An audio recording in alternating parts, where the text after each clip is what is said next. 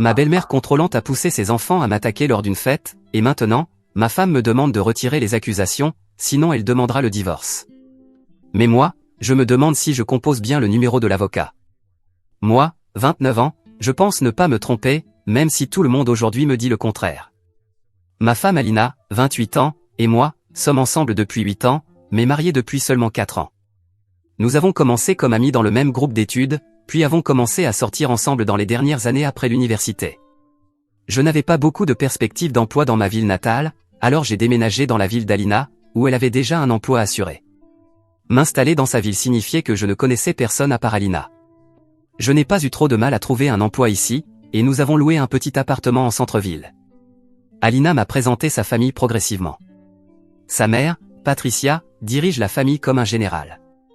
Le mari de Patricia est décédé dans un accident quand Alina avait 16 ans, la laissant avec un accord financier important et une indemnisation d'assurance vie. Elle a investi cet argent intelligemment, et possède maintenant 3 biens immobiliers en location, en plus de sa propre maison. Patricia a 2 autres enfants en plus d'Alina. Il y a Jonah, 31 ans, qui travaille comme mécanicien et possède son propre garage, et Simon, 25 ans, qui vient de terminer ses études de commerce et aide Patricia à gérer ses biens immobiliers. La famille tourne entièrement autour de Patricia. Chaque décision importante passe d'abord par elle. Elle a payé le garage de Jonah, les études universitaires de Simon, et les prêts étudiants d'Alina. Quand Jonah s'est marié il y a 3 ans, Patricia a payé la moitié du mariage. Quand Simon a voulu acheter une voiture, Patricia a approuvé et payé la compte. Alina parlait toujours très bien de sa famille, surtout de Patricia. Elle appelait sa mère au moins 3 fois par semaine, parfois tous les jours. Patricia donnait des conseils sur tout, de la nourriture à acheter jusqu'aux films que nous devrions regarder. Ma propre famille vit de l'autre côté du pays, et nous nous parlons peut-être une fois par mois. Les problèmes ont commencé quand Alina et moi nous sommes fiancés. Patricia a immédiatement pris en charge l'organisation du mariage. Elle a réservé le lieu sans nous consulter, et a même choisi le menu. Quand j'ai suggéré que peut-être, nous voudrions donner notre avis sur notre propre mariage, Alina a dit que sa mère avait de l'expérience en organisation d'événements, et que nous devrions faire confiance à son jugement. J'ai accepté, parce qu'Alina semblait heureuse. Le mariage était magnifique, mais j'ai eu le sentiment que c'était l'événement de Patricia, plus que le nôtre. Notre liste d'invités de 50 personnes s'est transformée en 120, mais comme Patricia avait tout payé, il m'était difficile de me plaindre. Après notre mariage, l'implication de Patricia dans nos vies a augmenté. Elle a commencé à venir à notre appartement sans prévenir, généralement le week-end. Quand Alina a été promue au travail, Patricia a suggéré que nous cherchions un logement plus grand. En une semaine, elle nous a trouvé un duplex à seulement 4 pâtés de maison de chez elle. Elle a proposé de l'acheter et de nous le louer, sans dépôt de garantie ni premier mois de loyer, comme cadeau d'anniversaire en avance. J'aurais dû dire non, mais le duplex était bien plus beau que notre appartement, et Alina était ravie. Nous avons emménagé en septembre dernier. C'est là que les choses ont vraiment empiré. Patricia a commencé à venir presque tous les jours. Elle avait des clés supplémentaires parce qu'elle avait payé la caution, et elle entrait quand bon lui semblait. Je rentrais du travail et je la trouvais en train de réorganiser nos placards de cuisine ou de faire la lessive. Quand j'ai mentionné à Alina que sa mère dépassait les limites, Alina a répondu que Patricia essayait juste d'aider, et que je devrais être reconnaissant d'avoir un soutien supplémentaire. Les choses ont empiré encore plus il y a 3 mois. Alina et moi essayions d'avoir un bébé depuis 1 an. Nous ne l'avions dit à personne, mais Patricia l'a appris on ne sait comment. Elle a commencé à laisser des livres sur la grossesse et elle disait que nous devrions déjà commencer à aménager la chambre d'amis pour un quart de bébé. Quand Alina a finalement dit à sa mère qu'elle n'était pas encore enceinte, Patricia a suggéré que nous consultions un spécialiste de la fertilité qu'elle connaissait. Elle a même proposé de payer la consultation. J'ai dit à Alina que c'était trop, que sa mère devait arrêter de s'immiscer dans des aspects aussi personnels de notre mariage. Alina s'est mise sur la défensive et a pris la défense de Patricia, car pour elle, sa mère était simplement excitée à l'idée de devenir grand-mère. Nous avons une autre première grosse dispute à propos de l'implication de sa famille dans notre relation. Alina m'a accusé d'être ingrat, après tout ce que Patricia avait fait pour nous. Je lui ai dit qu'accepter de l'aide n'était pas la même chose qu'accepter le contrôle. Les choses sont devenues tendues entre Alina et moi pendant plusieurs semaines. Nous parlions à peine, sauf pour des questions pratiques comme les horaires de travail ou les tâches ménagères. J'ai commencé à faire des heures supplémentaires pour éviter d'être à la maison quand Patricia pouvait passer. Alina l'a remarqué et m'a accusé d'éviter sa famille intentionnellement. La situation a explosé il y a 2 semaines, lors de la fête d'anniversaire de mariage de Jonah. Alina la préparait depuis des mois, et il était attendu que je l'accompagne. La fête avait lieu chez Patricia, qui possède un grand jardin idéal pour les réunions. Je savais que la majorité de la famille élargie d'Alina serait présente, et j'ai failli ne pas y aller. J'avais beaucoup travaillé récemment, et j'étais épuisé. Alina m'a dit que mon absence donnerait une mauvaise image, surtout pour un événement familial aussi important, d'autant plus que Patricia avait demandé où j'étais ces derniers temps. La fête a commencé à 15h. Je suis arrivé avec Alina vers 16h, après avoir terminé un service du matin. J'étais encore fatigué, et probablement pas dans le meilleur état d'esprit pour socialiser. Patricia est venue immédiatement embrasser Alina, puis m'a regardé et a commenté que j'avais l'air fatigué et que j'aurais dû faire un effort pour mieux me présenter. J'ai passé la majeure partie de la fête assis à une table de pique-nique avec Alina, à essayer de converser avec ses cousines et leurs maris. Patricia passait souvent près de notre table et faisait de petits commentaires. Elle a mentionné que le duplex que nous louions avait besoin de nouvelles gouttières et que je devrais m'en occuper. Elle a bientôt demandé à Alina si elle mangeait suffisamment de légumes, car j'avais l'air pâle. Elle s'est demandé à haute voix pourquoi je ne me mêlais pas davantage aux autres hommes de la fête. Vers 18h, le pasteur de l'église de Patricia est arrivé avec son épouse. Patricia a immédiatement appelé Alina pour parler avec eux d'opportunités de bénévolat à l'église. Alina avait commencé à fréquenter l'église de Patricia de plus en plus souvent ces derniers temps, ce dont nous n'avions jamais discuté auparavant. Je suis resté à la table de pique-nique, en train de consulter des messages sur mon téléphone, tentant d'éviter toute conversation. C'est alors que Jonah et Simon se sont approchés de moi. Jonah s'est assis en face de moi et a dit que nous devions avoir une conversation d'homme à homme. Simon est resté derrière lui, les bras croisés. Jonah a dit que la famille avait discuté, et qu'ils étaient inquiets de la façon dont je les traitais, lui et Patricia. Simon a dit que je semblais ingrat après tout ce que Patricia avait fait pour nous, et que je rendais Alina malheureuse en me plaignant de l'implication de la famille. Je leur ai dit que cela concernait Alina et moi uniquement, et qu'ils devaient rester en dehors de notre mariage. Simon a dit que les affaires familiales concernaient tout le monde, surtout quand elles touchaient Patricia. Jonah a dit que je devais commencer à montrer plus de respect et de reconnaissance, sinon il y aurait des conséquences. Je me suis levé et j'ai dit que je ne me laisserais pas menacer. C'est alors que Jonah m'a poussé en arrière. J'ai trébuché, mais je ne suis pas tombé. Simon s'est rapproché et m'a poussé plus fort, et je suis tombé sur l'herbe. Avant que je ne puisse me relever, ils étaient tous les deux sur moi en train de me frapper à coups de poing. La bagarre a duré peut-être 30 secondes avant que d'autres personnes ne les écartent de moi. Ma lèvre saignait, ma chemise était déchirée, et j'avais des taches d'herbe dans le dos. Plusieurs personnes criaient, et quelqu'un appelait Patricia. Alina a couru et a commencé à demander à ses frères ce qui s'était passé, pas à moi. Patricia est arrivée et a exigé de savoir pourquoi il y avait une bagarre à sa fête. Jonah a dit que j'avais été irrespectueux et que j'avais déclenché la confrontation. Simon a approuvé et a dit que j'avais poussé Jonah en premier. J'ai essayé d'expliquer ce qui s'était réellement passé, mais Patricia m'a interrompu et a dit qu'elle en avait assez vu de mes problèmes d'attitude. Alina pleurait et demandait à tout le monde de se calmer. Patricia m'a dit que je devais partir avant de causer plus de problèmes. Alina a dit qu'elle me raccompagnerait, mais Patricia a dit qu'Alina devait rester pour le reste de la fête, car elle attendait cet événement toute la semaine. Je suis rentré seul en voiture et je me suis assis dans notre duplex, essayant de digérer ce qui venait de se passer. Mon visage était enflé, mes côtes me faisaient mal, et j'avais des éraflures sur les bras. J'ai pris des photos de mes blessures avec mon téléphone, puis j'ai appelé la police pour signaler l'agression. 2 officiers sont venus à la maison et ont pris ma déposition. Ils sont allés chez Patricia et ont arrêté Jonah et Simon. Alina est rentrée vers 22h ce soir-là, furieuse que j'ai impliqué la police. Elle a dit que je les avais provoqués en étant irrespectueux lors d'un rassemblement familial. Elle a dit que Jonah et Simon essayaient simplement de défendre leur mère et leur sœur.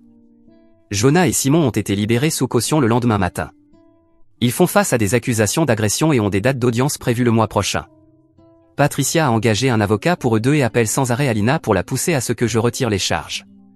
Finalement, Alina dort chez Patricia depuis une semaine. Elle vient récupérer des vêtements et vérifier le courrier, mais ne parle pas réellement avec moi. Hier, enfin, elle s'est assise et m'a demandé de retirer les accusations contre ses frères. Elle a dit que cela déchirait la famille et causait beaucoup de stress et de dépenses à Patricia. Je lui ai dit que je ne retirerais pas les charges. Ce que ses frères ont fait était clairement une agression. S'ils voulaient discuter de mon attitude ou de mon comportement, ils auraient pu utiliser des mots, pas leurs poings. Alina a dit que ses frères avaient fait une erreur, mais qu'ils ne méritaient pas de casier judiciaire. Elle m'a donné un ultimatum hier, si je ne retirais pas les charges d'ici vendredi, elle demanderait le divorce. Elle a dit qu'elle ne pouvait pas être mariée à quelqu'un qui essayait de détruire sa famille à cause d'un désaccord d'opinion. Elle a dit que Patricia parlait de vendre le duplex que nous louons, car elle ne supporte plus de me savoir vivant aussi près d'elle. Alina dit que ses frères regrettent et qu'ils ne referaient jamais une telle chose. Elle dit que Patricia a retenu la leçon et qu'elle ne s'immiscera plus dans notre mariage, qu'elle nous laissera plus d'espace à l'avenir. Mais je ne vois pas comment retirer les accusations criminelles changerait réellement la dynamique familiale qui nous a conduit à cette situation. J'aime Alina, mais j'ai l'impression qu'on me demande de choisir entre mon respect personnel et mon mariage. Sa famille a clairement fait comprendre qu'ils ne pensent pas que je mérite d'en faire partie, et maintenant ils utilisent la violence pour faire valoir leur opinion. Je ne crois pas me tromper en préférant ma sécurité à un mariage. Un mariage avec une femme qui défend le passage à tabac orchestré par ses frères et des frères qui m'ont attaqué ensemble, ce qui en dit long sur eux. Mise à jour. Je voulais donner des nouvelles à tout le monde depuis ma publication initiale. Je n'ai pas retiré les charges. Alina a demandé le divorce le lundi suivant, exactement comme elle l'avait dit. Elle a emporté toutes ses affaires du duplex pendant que j'étais au travail, ne laissant qu'un mot disant qu'elle me contacterait par l'intermédiaire de son avocat pour la procédure de divorce. Je ne dirai pas que j'en suis heureux, mais si les choses doivent se passer ainsi, c'est acceptable pour moi. Patricia a tenu sa menace de vendre le duplex. Elle m'a donné un préavis de 30 jours pour déménager, ce qui est le minimum légal dans notre état. J'ai trouvé un studio de l'autre côté de la ville, et j'ai déménagé le week-end dernier. L'audience de Jonah et Simon a eu lieu jeudi dernier. J'y suis allé, bien que la famille d'Alina soit venue en masse, y compris plusieurs membres que je n'avais jamais vus auparavant. Le procureur chargé de l'affaire a déclaré que les deux frères n'avaient aucun antécédent, et l'avocat de la défense a soutenu qu'il s'agissait d'un conflit familial qui avait dégénéré, plutôt que d'une véritable agression criminelle. Les deux frères ont plaidé coupables d'agression simple et ont été condamnés à des travaux d'intérêt général, à suivre des cours de gestion de la colère, et à me verser des indemnités pour mes frais médicaux. Aucune peine de prison n'a été prononcée, ce à quoi je m'attendais étant donné leur casier vierge et le soutien de leur famille. Le juge a également émis des ordonnances de restriction les empêchant de me contacter pendant 1 an. Alina était présente dans la salle d'audience avec Patricia et une dizaine d'autres membres de sa famille. Elle ne m'a pas regardé une seule fois durant toute l'audience. Après le jugement, je l'ai vue discuter avec un procureur dans le couloir. Je ne sais pas de quoi ils ont parlé, mais elle semblait contrariée par quelque chose. Le processus de divorce a été simple jusqu'à présent. Nous n'avons ni enfant ni bien commun significatif, juste quelques meubles et des cadeaux de mariage. Alina ne veut rien du duplex, puisque Patricia a acheté la plupart des choses de toute façon. Je garde mon pick-up et mes outils, elle garde sa voiture et ses effets personnels. Aujourd'hui, nous allons diviser notre petit compte d'épargne et fermer notre compte commun. Ce qui m'a le plus surpris, c'est d'apprendre ce que la famille d'Alina disait sur moi dans mon dos depuis des mois. Pendant la médiation du divorce, l'avocat d'Alina a mentionné que Patricia tenait un journal recensant les exemples supposés de mon comportement irrespectueux, entre guillemets, depuis Noël dernier. Elle avait noté chaque fois où j'avais refusé une invitation familiale, chaque remarque que j'avais faite sur son implication dans nos vies, et chaque dispute que j'avais eue avec Alina à propos de problèmes familiaux. Selon ce journal, j'étais un profiteur ingrat qui isolait Alina de sa famille aimante. Patricia avait noté les dates et heures où je rentrais tard du travail, interprétant cela comme un comportement d'évitement.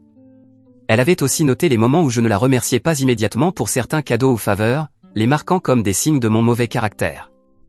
Apparemment, Alina avait contribué à ce journal en racontant à Patricia des conversations privées que nous avions eues sur les limites et l'indépendance des discussions que je pensais réservées à un couple marié, mais qui étaient en réalité rapportées à Patricia pour qu'elle les analyse et les juge. Alina avait discuté des problèmes de notre mariage avec sa mère au lieu de les résoudre avec moi. Ce journal a été présenté pendant la médiation, car Patricia voulait s'en servir pour appuyer une accusation selon laquelle j'aurais été émotionnellement abusif envers Alina. Le médiateur a immédiatement rejeté cela, expliquant que ne pas s'entendre avec ses beaux-parents ou vouloir de l'intimité dans un mariage ne constituait pas un abus. Mais cela m'a montré à quel point la famille d'Alina avait réécrit l'histoire de notre relation dans leur esprit. J'ai aussi appris que Patricia faisait pression sur Alina pour qu'elle tombe enceinte et ce, dès que possible après notre mariage. Elle croyait qu'avoir un petit enfant me rendrait plus engagé envers la famille et moins susceptible de créer des problèmes. Lorsque nous n'avons pas eu d'enfant immédiatement, Patricia a commencé à se renseigner sur des traitements de fertilité et à prendre des rendez-vous sans que nous le sachions. Les livres sur la grossesse et les recommandations médicales n'étaient pas simplement le signe de l'enthousiasme de Patricia pour des futurs petits-enfants. Alina a admis pendant la médiation qu'elle prenait des vitamines prénatales depuis des mois, sur les conseils de Patricia, même si nous n'essayions pas activement de concevoir à ce moment-là. Cette révélation m'a bouleversé plus que presque tout le reste. Alina et Patricia faisaient des plans sur nos futurs enfants sans même m'inclure dans la discussion. Elles avaient pris des rendez-vous médicaux dont je n'avais jamais entendu parler. Patricia avait même commencé à regarder des meubles pour bébé et à interroger Alina sur les thèmes de décoration pour la chambre. Une autre chose révélée lors de la médiation fut la version des faits de Jonah et Simon à propos de ce qui s'est passé pendant la fête d'anniversaire. Selon eux, j'avais été impoli et condescendant avec plusieurs membres de la famille durant toute l'après-midi. Ils ont affirmé que plusieurs personnes s'étaient plaintes à Patricia de mon comportement, disant que je les mettais mal à l'aise avec mon attitude. Leur version était qu'ils s'étaient approchés de moi pour une discussion amicale, afin de m'encourager à être plus sociable pendant les événements familiaux. Ils ont dit que j'étais devenu immédiatement agressif et provocateur, que j'avais juré et menacé de partir plus tôt pour contrarier Alina. Selon eux, c'est moi qui ai donné le premier coup quand Jonah a essayé de poser sa main sur mon épaule en signe d'amitié. Rien de cela ne correspondait à ce qui s'était réellement passé, mais apparemment, c'était l'histoire à laquelle toute la famille d'Alina croyait. Ils s'étaient convaincus que j'étais l'agresseur, et que ses frères défendaient l'honneur de leur famille. Même après avoir plaidé coupable d'agression, Jonah et Simon maintiennent qu'ils ont été provoqués. Alina n'a pas contredit la version de ses frères pendant la médiation. Quand le médiateur lui a demandé ce qu'elle avait vu lors de la fête, elle a répondu qu'elle parlait avec le pasteur et sa femme, et qu'elle n'avait pas vu comment la bagarre avait commencé. Elle a dit que, lorsqu'elle s'est retournée, nous étions tous les trois à terre et qu'elle ne pouvait pas dire qui avait commencé. Mais je sais qu'Alina a vu au moins une partie de ce qui s'est passé, car elle a couru vers nous immédiatement quand les gens ont commencé à crier. Le fait qu'elle ait dit ne pas savoir qui avait commencé la bagarre m'a semblé être une autre trahison, surtout parce qu'elle avait discuté avec moi pendant des semaines pour que je retire les charges. Le divorce devrait être finalisé dans le mois à venir.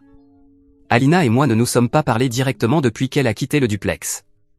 Toute la communication passe désormais par nos avocats, ce qui me semble étrange après 8 ans passés ensemble, mais c'est aussi moins stressant que d'essayer d'avoir des conversations qui finissaient toujours en dispute à propos de sa famille. J'ai travaillé davantage et pris des boulots le week-end pour rester occupé et économiser pour le dépôt de garantie d'un meilleur appartement. Mon supérieur m'a proposé une promotion, ce qui signifierait plus de responsabilités mais aussi un meilleur salaire et de meilleurs avantages. J'envisage d'accepter, maintenant que je n'ai plus à prendre en compte des obligations familiales. Ce qui est le plus difficile, c'est la solitude. Alina était mon principal lien social dans cette ville, et ces événements familiaux représentaient l'essentiel de ma vie sociale en dehors du travail. Je réalise maintenant à quel point j'avais mis de côté mes propres amitiés et centres d'intérêt au fil des ans. Je me suis inscrit à une ligue récréative de softball, et j'ai commencé à aller dans un bar local qui sponsorise l'équipe. Ça m'aide à rencontrer des gens qui ne savent rien de mon mariage ni de mon divorce. Certains collègues m'ont invité à des barbecues et à des événements sportifs que je refusais toujours auparavant, car Alina et moi avions toujours des obligations familiales le week-end. Je ne regrette pas d'avoir refusé de retirer les charges, même si cela m'a coûté mon mariage. Alina a pris sa décision quand elle a priorisé le confort de sa famille plutôt que le soutien à son mari après une agression. Moi, j'ai pris la mienne en décidant de ne pas me laisser intimider pour accepter un comportement inacceptable. Les ordonnances de restriction contre Jonah et Simon expirent dans 11 mois. J'espère qu'à ce moment-là, je n'aurai plus à m'inquiéter de les croiser en ville. Alina peut garder ses dynamiques familiales enfermées, et moi, je peux construire une vie où l'on me traite avec un respect élémentaire. Mise à jour 2. Le divorce a été finalisé il y a 6 semaines, et je pensais que cela marquerait la fin de ma relation avec la famille d'Alina. Mais cette famille est comme un cancer, elle peut revenir. D'abord, les bonnes nouvelles, aujourd'hui, j'ai accepté la promotion. La ligue de softball a été géniale pour rencontrer de nouvelles personnes, et j'ai commencé à sortir avec quelqu'un que j'ai connu grâce à des amis de l'équipe. Elle s'appelle Jessica, elle est infirmière à l'hôpital local. Nous sommes sortis plusieurs fois ensemble, et elle est au courant de mon récent divorce, mais elle ne connaît pas tous les détails concernant la famille d'Alina. Le nouvel appartement me convient bien. Il est plus cher que le duplex, mais je peux me le permettre grâce à ma promotion, et j'aime avoir un endroit qui soit entièrement à moi. Personne, à part moi, n'a de double des clés. Jessica est restée chez moi quelques week-ends, mais elle n'a pas encore de clé.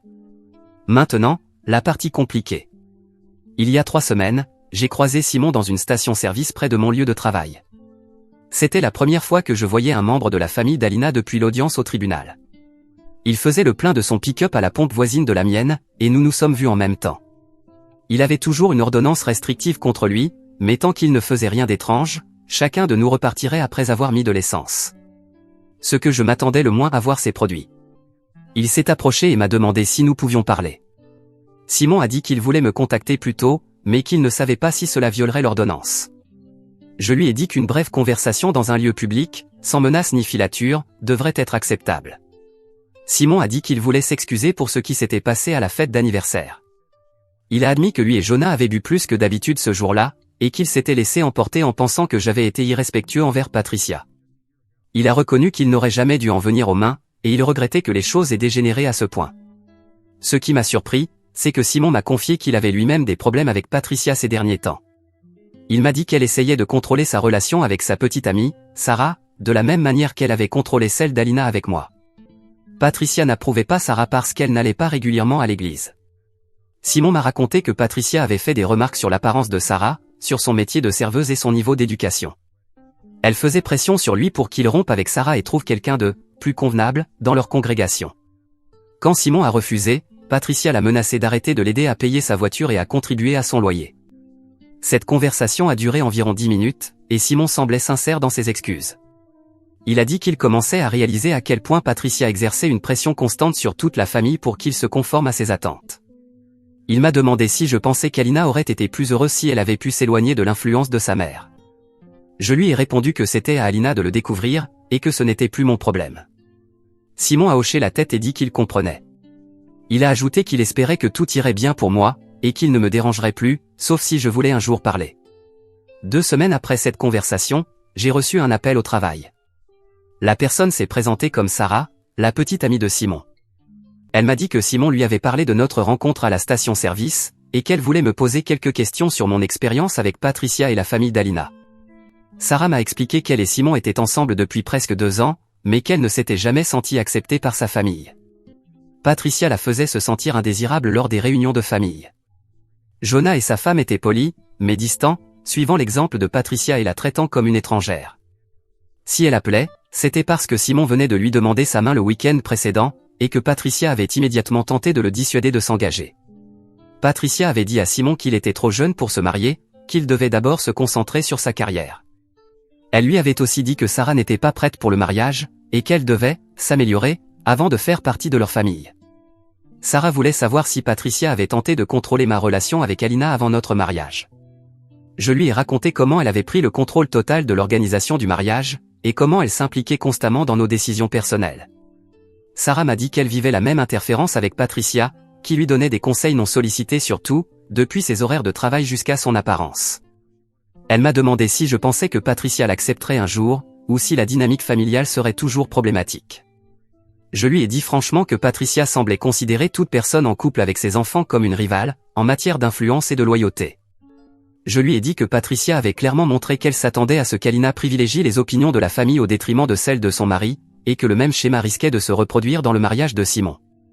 Sarah m'a remercié pour mon honnêteté, et m'a dit qu'elle allait avoir une conversation sérieuse avec Simon sur la mise en place de limites avec sa famille. Elle m'a dit que Simon commençait à voir les problèmes dans le comportement de Patricia, mais qu'il avait encore peur d'être exclu financièrement et émotionnellement s'il lui tenait tête. La semaine dernière, j'ai entendu par des rumeurs au travail qu'Alina avait demandé après moi. Un de mes collègues m'a dit que sa femme travaillait dans l'entreprise où Alina était auparavant employée, et qu'elle avait été contactée par elle. Je ne m'en suis pas préoccupé. Si Alina avait besoin de me joindre, elle pouvait appeler mon téléphone ou passer par son avocat. Je n'étais pas intéressé par une reprise de contact simplement parce qu'elle avait décidé qu'il y avait quelque chose qu'elle voulait que je sache. Mais hier matin, Alina s'est présentée à mon appartement. Elle m'a dit qu'elle avait besoin de m'expliquer certaines choses survenues après notre divorce. Alina m'a raconté qu'elle avait emménagé de nouveau chez Patricia après notre séparation, mais que la vie là-bas était devenue impossible. Patricia surveillait ses appels téléphoniques, l'interrogeait sur ses déplacements et ses fréquentations, et prenait des décisions concernant sa carrière et sa vie sociale sans la consulter. Le point de rupture est arrivé lorsqu'Alina a commencé à sortir avec quelqu'un d'autre, un collègue de son travail actuel nommé David. Patricia a immédiatement lancé une enquête sur David, appelant ses anciens employeurs et interrogeant ses voisins sur sa famille. Quand Alina l'a appris, elle a confronté Patricia. Celle-ci lui a répondu qu'elle essayait simplement de la protéger d'une autre erreur comme celle de m'avoir épousé. Elle a dit que David était une mauvaise décision, qu'il avait déjà divorcé et avait un enfant d'un précédent mariage.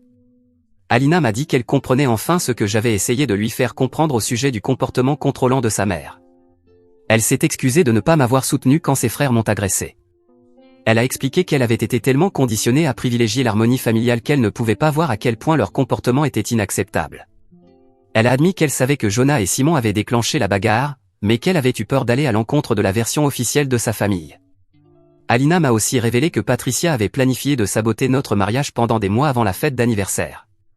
J'ai écouté les excuses d'Alina, mais je lui ai dit que cela ne changeait rien entre nous. Le divorce était définitif. Je voyais quelqu'un de nouveau et je n'étais pas intéressé à rouvrir les blessures d'un mariage raté. Alina a dit qu'elle comprenait, mais voulait que je sache qu'elle regrettait sincèrement de ne pas m'avoir défendu quand c'était important. Elle a quitté la maison de Patricia et loue désormais un petit appartement plus proche de son travail. Elle m'a dit qu'elle ne parle plus à Patricia et qu'elle a peu de contact avec Jonah. Simon est plus compréhensif, car il traverse ses propres difficultés avec Patricia, mais la dynamique familiale est définitivement brisée. Jessica sait que mon ex-femme est venue s'excuser. Je ne prévois rien lui cacher. Les excuses d'Alina m'ont apporté une forme de clôture, mais elles m'ont aussi confirmé que j'avais pris la bonne décision en ne retirant pas les accusations d'agression. Si je les avais retirées et étais resté marié, Patricia aurait appris que la violence est une solution pour obtenir ce qu'elle veut. Simon et Sarah se sont officiellement fiancés le mois dernier, et selon les rumeurs, Patricia essaie encore de les séparer. Jonah et sa femme ont leurs propres problèmes à cause de l'ingérence de Patricia dans leur mariage. Alina apprend à vivre de manière indépendante pour la première fois de sa vie adulte. Quant à moi, je me concentre sur ma carrière, ma nouvelle relation, et sur la construction d'amitié. Les ordonnances de restriction contre Jonah et Simon expirent dans 8 mois, mais je doute d'avoir encore un quelconque contact avec eux d'ici là. Mise à jour 3. Les ordonnances de restriction contre Jonah et Simon ont expiré le mois dernier. Je ne les ai ni vus ni entendus depuis leur expiration. Simon et Sarah se sont mariés lors d'une petite cérémonie il y a 6 semaines. D'après ce que j'ai compris, Patricia n'a pas assisté au mariage et n'a plus parlé à Simon depuis qu'il a refusé d'annuler ses fiançailles. Sarah m'a recontacté une nouvelle fois, il y a environ 2 mois, pour me remercier de ma franchise. Elle m'a dit que mes observations les avaient aidés, elle et Simon, à reconnaître les tactiques de manipulation. Apparemment, Simon a dit à Patricia qu'il n'accepterait plus d'aide financière de sa part si cela venait avec des conditions, et qu'il ne tolérerait plus d'interférence dans son mariage. Patricia a réagi en coupant totalement toute aide à Simon. Elle a cessé de l'aider à payer sa voiture, lui a dit de trouver son propre appartement et l'a rayé de son testament. Simon et Sarah ont emménagé ensemble dans un logement qu'ils peuvent se permettre avec leurs revenus combinés. Simon travaille désormais des heures supplémentaires pour compenser la perte d'aide financière. Yona et sa femme Lisa ont aussi des problèmes avec Patricia. Lisa est enceinte de leur 2e enfant, et Patricia essaie de contrôler leurs décisions concernant les soins de l'enfant, le choix des médecins, et même les prénoms envisagés. Lisa a fini par dire à Yona qu'il devait choisir entre l'approbation de sa mère et la santé mentale de sa femme. Yona a tenté de poser quelques limites avec Patricia, mais il n'a pas été aussi déterminé que Simon. Patricia alterne entre respect apparent et test de ses limites, elle se présente sans prévenir ou prend des décisions sans consulter Yona et Lisa. Leur relation est tendue, mais pas complètement rompue comme celle de Simon. Alina, elle, est complètement coupée de Patricia depuis qu'elle a déménagé et a commencé à sortir sérieusement avec David. Patricia refuse de reconnaître la relation d'Alina et a dit à d'autres membres de la famille qu'Alina traverse une phase de rébellion qui finira lorsqu'elle retrouvera la raison. Ce qui est intéressant, c'est la réaction de Patricia face à la perte de contrôle sur ses 3 enfants. D'après mon contact au travail, Patricia raconte aux gens de son église que ses enfants se sont retournés contre elle à cause de partenaires manipulateurs qui cherchent à les isoler de leur famille aimante. Le développement le plus récent s'est produit il y a seulement 2 semaines. J'étais dans un magasin de bricolage en train de récupérer du matériel pour un projet, lorsque je suis tombé sur Jonah. C'était la première fois que je le voyais depuis l'audience au tribunal, il y a plus d'1 an. Jonah s'est approché avec prudence et m'a demandé s'il pouvait me parler quelques minutes.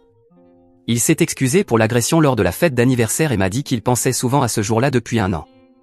Jonah a dit que les accusations d'agression et le travail communautaire avaient été un électrochoc pour lui, et qu'il lui avait fait réaliser jusqu'où l'influence de sa mère l'avait poussé à agir contre son propre jugement. Il m'a dit qu'il ne s'était jamais battu en tant qu'adulte avant ce jour-là, et qu'il avait honte d'avoir laissé Patricia le manipuler au point de frapper le mari de sa sœur. La conversation a duré environ 15 minutes, et Jonah semblait sincèrement désolé pour ce qui s'était passé. Il m'a demandé si je pourrais un jour pardonner à lui et à Simon pour ce qu'ils avaient fait. Je lui ai dit que j'appréciais ses excuses, mais que le pardon prendrait du temps, et que je n'avais aucun intérêt à reconstruire une relation avec la famille d'Alina. Jonah a répondu qu'il comprenait, et qu'il ne cherchait pas à renouer une amitié, seulement à obtenir la reconnaissance qu'il savait que ce qu'ils avaient fait était mal. Il m'a confié que lui et Lisa prévoyaient de déménager dans un autre état l'année prochaine, après la naissance de leur 2e enfant. Il a dit qu'ils avaient besoin de distance avec Patricia pour construire leur propre famille, sans son ingérence constante ni ses manipulations. Lisa lui avait donné un ultimatum, similaire à celui qu'Alina m'avait donné, sauf que dans ce cas, Lisa voulait qu'il la choisisse, elle, plutôt que sa mère et non pas qu'il abandonne des accusations criminelles. Plusieurs personnes m'ont demandé si je me sentais vengé de la façon dont les choses se sont terminées avec la famille d'Alina. La vérité, c'est que je n'y pense plus beaucoup. J'ai pris la décision qui me semblait juste à ce moment-là, et je suis satisfait de la façon dont ma vie a évolué depuis. Refuser de retirer les charges d'agression n'avait rien à voir avec une vengeance contre Jonah et Simon. Il s'agissait de ne pas permettre à quiconque d'utiliser la violence pour contrôler mon comportement. Jessica et moi sommes concentrés sur la construction de notre vie ensemble. Les choses deviennent sérieuses entre nous.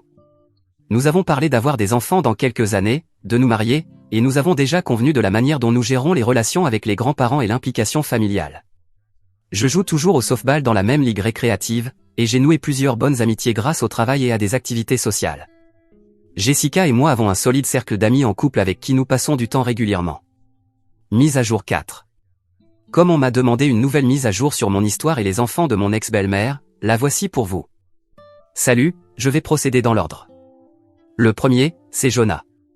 D'après ce que j'ai appris, il a déjà déménagé dans un autre état avec sa femme Lisa, où ils vivent avec leurs 2 enfants. Je ne pense pas qu'il ait encore le moindre contact avec Patricia. Le but du déménagement était aussi de s'éloigner d'elle et de sortir de son réseau toxique de contrôle. Et je peux me tromper, mais Jonah n'a pas permis à Patricia de voir son fils à la naissance. Tant mieux pour lui, ce petit garçon ne connaîtra pas sa grand-mère horrible. Simon vit encore en ville, et j'ai échangé quelques mots avec lui. Lui aussi a coupé les ponts avec sa mère, et cela lui a permis d'avoir une bonne relation avec sa femme. Je pense qu'il ne faut pas beaucoup plus de preuves pour comprendre que, si tes 2 fils mènent une vie bien meilleure, sont plus heureux, et peuvent avoir une relation saine avec leur femme quand ils sont loin de toi, alors le problème, ça a toujours été toi. Ce qui m'amène à Alina. Elle n'a pas complètement rompu ses liens avec sa mère. Elle avait été fiancée à son collègue, mais elle a tout gâché à cause de sa mère. Elle est revenue à une relation proche avec Patricia, et personne n'a besoin de m'expliquer ce que cela implique, je l'ai vécu moi-même avec Alina. Mais cet homme a réussi à fuir Patricia à temps. J'ai aussi entendu d'autres nouvelles, l'un de ses locataires l'a poursuivi en justice, parce que la maison ne respectait pas certains protocoles du comté.